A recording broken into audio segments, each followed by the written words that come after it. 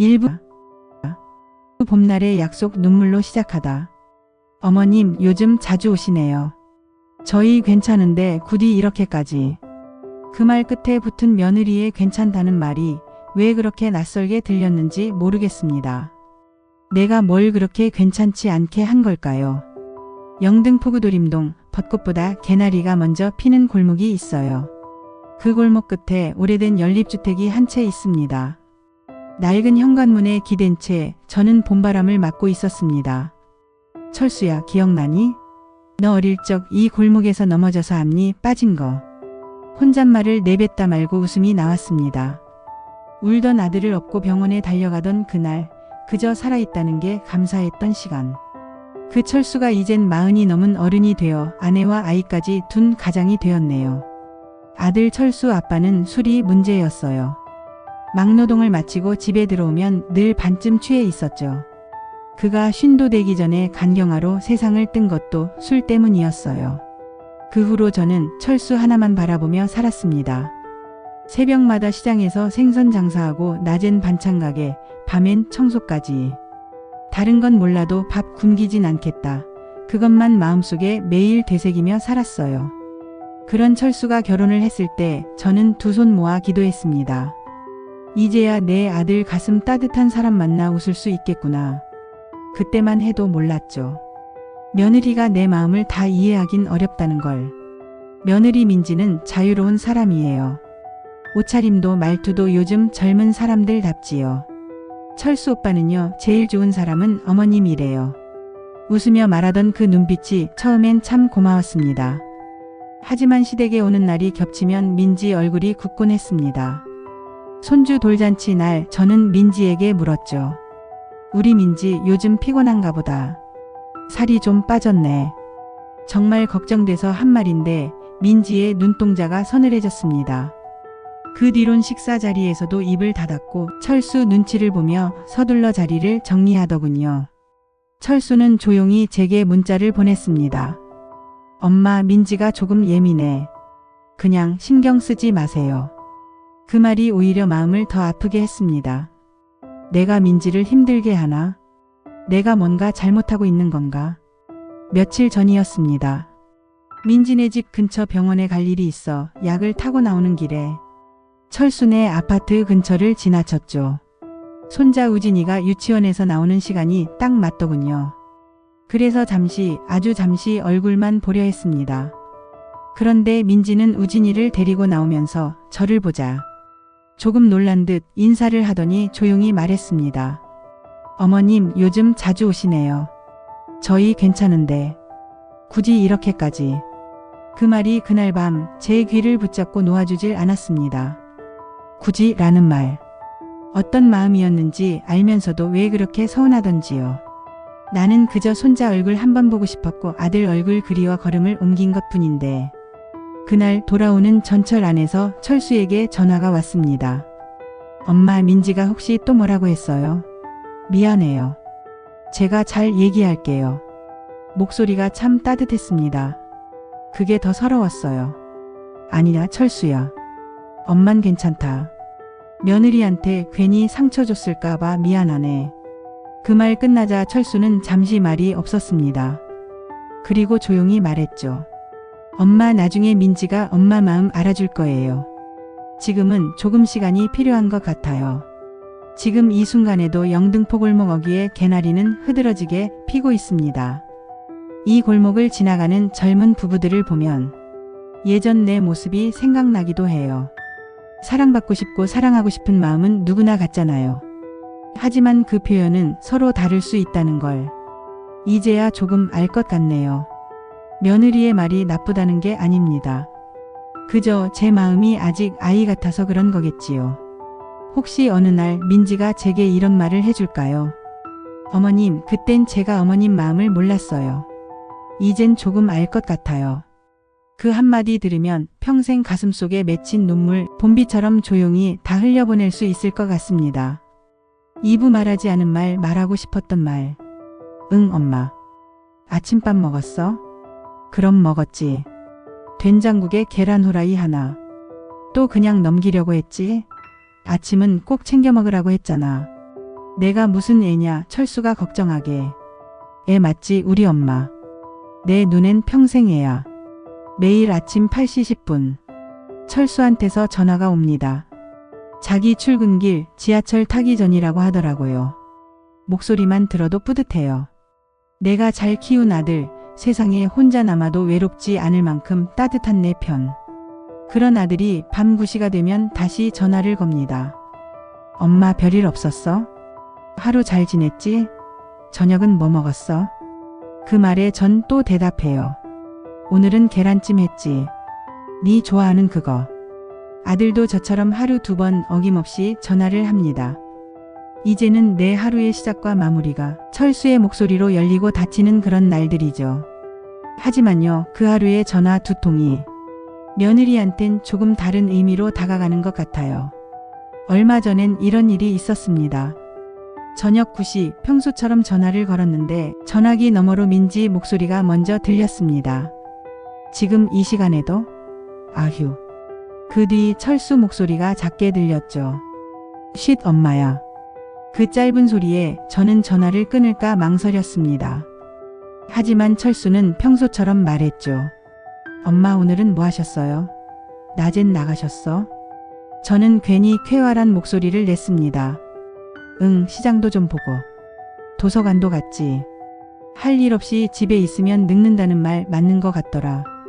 하지만 마음 한 구석은 시리기 시작했어요. 내가 왜 숨을 죽여야 하지? 내 아들과 통화하는 게 왜 민지 눈치를 봐야 하는 일이 되어버렸을까? 그 다음날 아침 철수의 전화가 왔을 때 저는 말했습니다. 철수야, 이제 전화 너무 자주 하지 마라. 너도 바쁘고 민지도 신경 쓰일 거야. 철수는 놀란 목소리였어요. 무슨 말이에요, 엄마? 나는 하루에 엄마 목소리 2번 못 들으면 허전한데.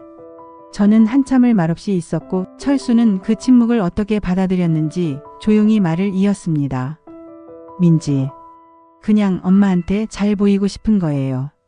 근데 그 방법을 잘 몰라서 좀. 그래요. 서툰 사람인 거 알아요, 나도. 엄마한테 상처 줄 생각은 전혀 없어요. 그 말을 듣고 저는 한참 울었습니다. 잘 보이고 싶은 마음. 그 말이 참 오래 남더군요. 그 아이도 나처럼 누군가에게 잘 보이고 싶은 마음으로 사는 거겠지요. 그 누군가는 내 아들이고요. 며칠 후 민지에게 문자를 보냈습니다. 짧게 썼어요. 너도 엄마 생각 자주 하지? 나도 민지 생각 자주 해. 바쁠 텐데 내 아들 챙겨줘서 고맙다. 답장은 다음날 오전에 왔습니다. 어머님, 제가 더 잘할게요. 항상 감사합니다. 그 문장을 보며 가만히 눈을 감았습니다. 감사하다는 말보다 제가 더 잘할게요 라는 말이 왜 더 민지가 애처롭게 느껴지는 걸까요? 그날 밤 철수에게 전화를 걸었습니다. 엄마가 오늘 문자 하나 보냈다. 민지한테요? 응. 너도 한번 안아줘라, 그 아이. 그 아이도 나처럼 엄마 없이 애썼을 거다. 철수는 한참을 말이 없었습니다. 그리고 낮은 목소리로 말했습니다. 엄마. 내가 제일 고마운 건 엄마가 아직도 사랑할 줄 안다는 거고. 그게 나한테 제일 큰 배움이에요. 영등포의 봄은 빠릅니다. 겨울이 채 가기도 전에 나뭇가지에 연두빛이 내려앉고 그 틈에서 나는 또 하루를 엽니다. 매일 2번 목소리로 서로를 확인하는 전화기 너머의 사랑. 그 속에서 말하지 못한 말들은 조금씩 조용히 말로 바뀌어가고 있었습니다. 산부 며느리의 말 그리고 진심.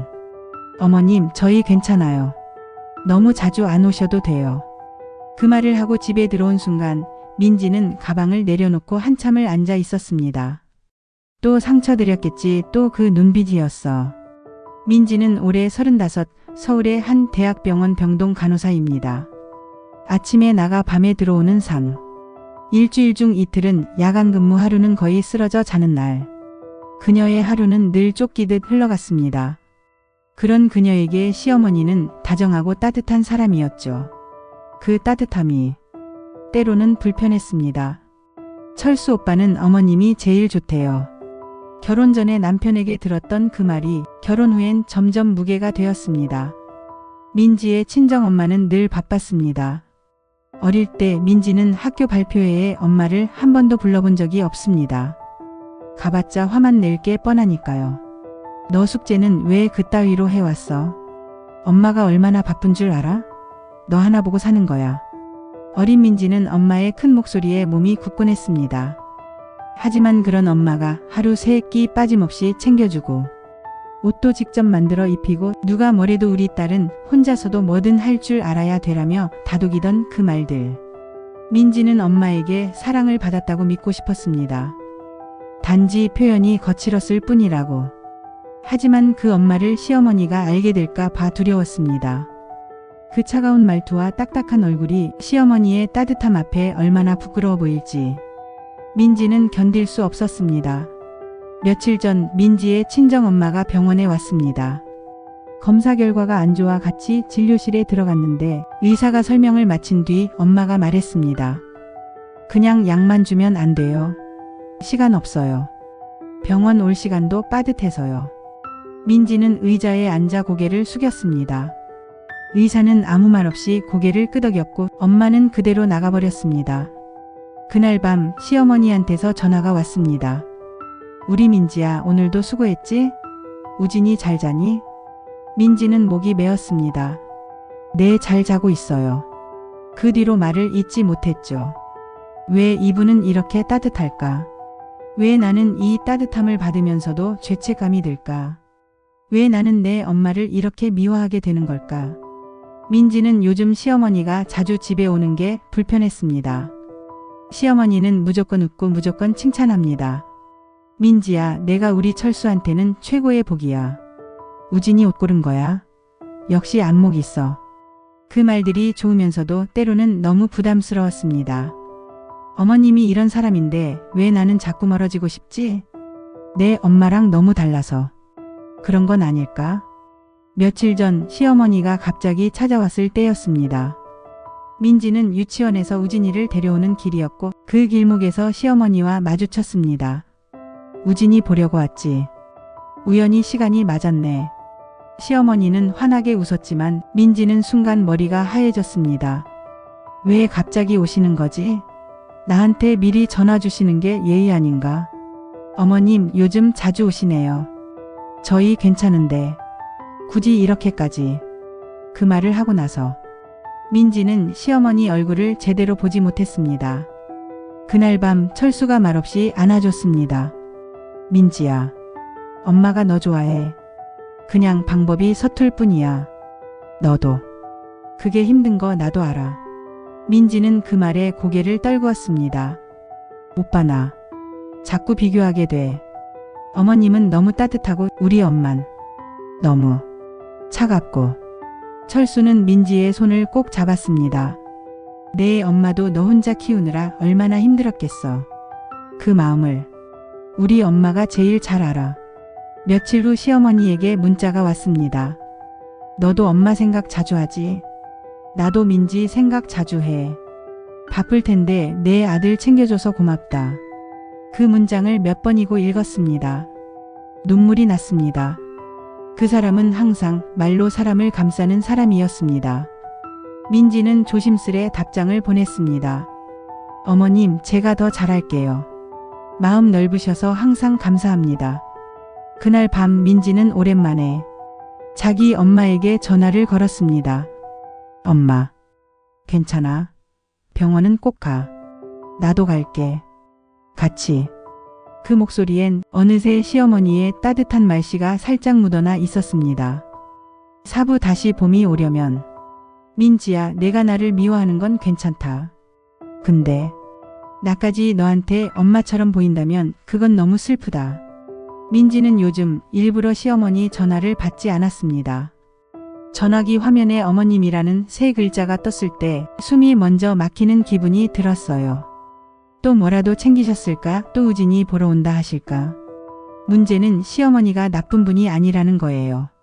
그렇기에 더 힘들었습니다. 좋은 분인데 그 따뜻함이 자꾸 죄처럼 느껴졌습니다. 나는 엄마처럼은 안 살고 싶었는데 근데 왜 난 자꾸 엄마 같은 말투를 따라하고 있지?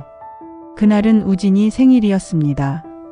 남편 철수는 야간 근무라 일찍 나갔고 민지는 우진이 손을 잡고 유치원에서 케이크를 받아 나오는데 그 골목 벚나무 아래서 시어머니가 서 있었습니다. 우진이 생일인데 그냥 얼굴만 보러 왔다. 민지는 웃지도 못하고 그 자리에 굳어버렸습니다. 어머님, 미리 연락이라도 주시지. 요즘 바쁘다고 말씀드렸잖아요. 시어머니는 잠시 눈을 깜빡였고 우진이는 외할머니를 향해 달려가 안겼습니다. 그 장면이 민지에겐 너무 잔인했습니다. 우진아, 우리 가자.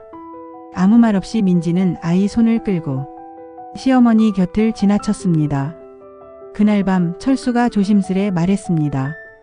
엄마가 너한테 혹시 무슨 말 했어? 응. 안 했어. 아무 말도. 그냥 왔더라. 생일이라고 얼굴 보고 싶었다고. 민지는 입술을 꽉 깨물었습니다. 그리고 그 말이 툭 튀어나왔습니다. 당신 엄마도 내 엄마랑 똑같아질까 봐 무서워. 내가 그 눈빛을 어릴 때부터 얼마나 많이 봤는지 알아? 바쁘다면서 왜 왔냐는 말도 못하고 그냥 끌려다녔어. 철수는 당황한 눈빛으로 그녀를 바라봤고 민지는 울먹이며 이어 말했습니다. 나는 내 아이한텐 그렇게 안 하고 싶은데 자꾸 당신 엄마가 내 엄마 같아서 미치겠어. 며칠 후 시어머니가 민지를 집으로 불렀습니다. 민지는 갈까 말까 망설이다 결국 갔습니다. 초인종을 누르자 문이 열렸고 시어머니는 작은 밥상을 펴놓고 있었습니다. 우진이 좋아하는 계란장 조림했어. 같이 먹자. 밥을 먹는 동안 아무 말도 없던 시어머니가 숟가락을 내려놓으며 말했습니다. 나는 10살에 우리 엄마한테 버림받았어. 기억도 나. 고무신 하나 덜렁 신고 시장 앞에 세워놓고는 잠깐 기다리라더니 안 오더라고. 민지는 고개를 들었습니다. 그날 내가 얼마나 울었는지 몰라. 길가에서 앉아 있다가 경찰서 끌려가고 보육원에서 15살까지 살았어. 민지는 말을 잃었습니다. 시어머니는 웃지도 울지도 않는 얼굴로 말했습니다. 그래서 나는 엄마란 존재가 늘 눈물이야. 늘 배고프고 늘 추웠어. 그래서 철수는 그걸 안 느끼게 해주고 싶었지. 민지는 숟가락을 내려놓고 작게 속삭였습니다. 죄송해요. 어머님, 미안할 거 없어. 너도 힘든 거 알아. 근데 민지야, 내가 나를 미워하는 건 괜찮아. 근데 나까지 너한테 엄마처럼 보인다면 그건 너무 슬프다. 그 말에 민지는 참았던 눈물을 흘렸습니다. 손등으로 닦아내려 했지만 눈물은 자꾸만 흘러내렸습니다. 엄마가 저랑 말 한마디 길게 안 해줬어요. 그래서 어머님이 말 걸 때마다 겁이 나요. 내가 틀릴까봐, 내가 부족해 보일까봐. 시어머니는 말없이 민지 손을 잡았습니다. 그리고 아주 천천히 말했습니다. 우리 둘 다 엄마한테 상처받은 여자네. 그날 이후 민지는 시어머니와의 전화에 웃음을 담기 시작했습니다.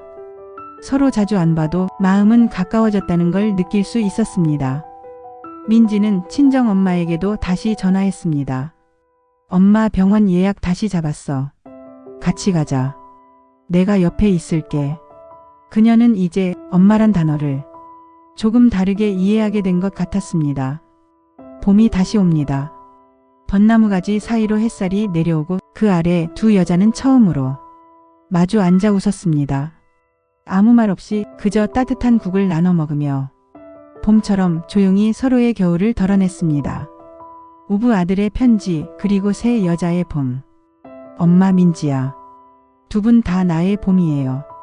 한 사람은 나를 키운 사람, 한 사람은 나를 지켜주는 사람이니까요. 철수는 늘 2번 전화를 겁니다. 아침엔 어머니, 밤엔 민지. 아무도 몰랐습니다. 그가 하루에 2번씩 두 여자의 목소리로 숨을 쉬고 있다는 걸. 그가 중간에서 웃는 얼굴로 서 있었던 이유, 그저 평화를 원해서가 아니었습니다. 그는 너무 잘 알고 있었죠. 어머니가 지나온 고단한 생의 무게도, 민지가 가슴에 품고 있는 어릴 적 상처도. 그 둘이 서로를 보며 꾹 삼키는 눈빛을 볼 때마다 철수는 늘 마음속으로 편지를 썼습니다. 누구에게도 보여주지 못했던 그런 편지. 어느 봄날 철수는 손편지를 썼습니다. 종이 한 장 두 사람 앞에 올려두고 말없이 나왔습니다. 엄마 그리고 민지야. 나한텐 두 사람이 세상에서 제일 소중한 사람이야. 엄마. 내가 어릴 때 도시락 싸주고 비 오는 날엔 신발 젖을까봐 비닐봉지 씌워주던 거 그거 다 기억나. 내가 혼자 뛰는 줄 알았던 운동회 날 골목 끝에 숨어서 지켜보던 거. 나 다 알고 있었어. 엄마는 날 키우면서 나는 엄마가 뭔지 모르겠다는 말을 자주 했지. 근데 엄마, 그런 엄마 밑에서 나는 사람답게 사랑할 줄 아는 남자로 컸어. 그걸로 충분해. 민지야. 너도 말은 안 하지만 내가 엄마란 말을 꺼낼 때마다 목소리가 달라져. 나 알고 있어. 그래서 너한테 더 미안하고 더 따뜻하게 해주고 싶은 거야. 내가 우리 우진이한테 그러듯이 말이야. 그리고 민지야, 내가 가끔 나한테 왜 그렇게 어머님하고 가까워? 그럴 때마다 난 마음속으로 이렇게 말했어. 너도 곧 알게 될 거야. 우리 엄마 외로움으로 만든 사람이야. 두 사람 다 너무 다르지만 이상하게 닮았어. 상처를 숨기는 방식이 닮았고 사랑을 기다리는 모습이 닮았어. 나한테는 엄마도 민지도 봄 같은 사람이야. 한 사람은 나를 키운 봄이고 한 사람은 나를 다시 피우는 봄이니까. 고마워요. 그리고 미안했어요. 편지를 다 읽은 민지는 입을 가린 채 한참을 울었습니다. 그 사람은 우리보다 더 깊이 알고 있었네. 우리 둘 다 꾹 참고 있는 거. 시어머니는 고개를 끄덕이며 말했습니다. 철수는 내가 세상에서 제일 잘 키운 거 하나 있다면 그거지. 사람 마음 귀 기울일 줄 아는 아이. 민지는 천천히 시어머니 쪽으로 손을 내밀었습니다. 어머님, 우리 이제 서로 솔직해지면 안 될까요? 좋은 척 괜찮은 척 말고 그냥 있는 그대로. 시어머니는 민지의 손을 꼭 잡았습니다. 그래, 우리 그냥 있는 그대로. 그게 제일 어려웠지만 이젠 할 수 있을 것 같네. 그날 이후 시어머니와 민지는 전화는 전보다 줄었지만 표현은 더 늘었습니다. 맛있게 먹어요. 몸은 어때요? 오늘은 햇살이 참 좋네요. 말은 짧아졌지만 마음은 더 가까워졌습니다. 봄이 깊어졌습니다. 영등포도림동 골목 벚꽃이 흩날리는 그 길을 세 사람이 함께 걸었습니다. 민지는 시어머니 팔짱을 끼고 우진이는 가운데서 종알종알 떠들며 걷습니다. 할머니, 아빠가 봄 편지 썼다며? 나도 편지 써줄까? 시어머니는 웃으며 말했습니다. 그럼 할머니 평생 간직해야겠다. 그 봄날 세 사람의 마음속에도 꽃이 피었습니다. 서로의 과거를 껴안고 오늘을 나누며 내일은 조금 더 따뜻해질 거라는 걸 믿게 된 하루. 그날의 편지 한 장은 새 여자의 봄을 열었습니다. 긴 이야기 끝까지 들어줘서 고마워요. 잘 들었다면 구독과 좋아요 부탁해요.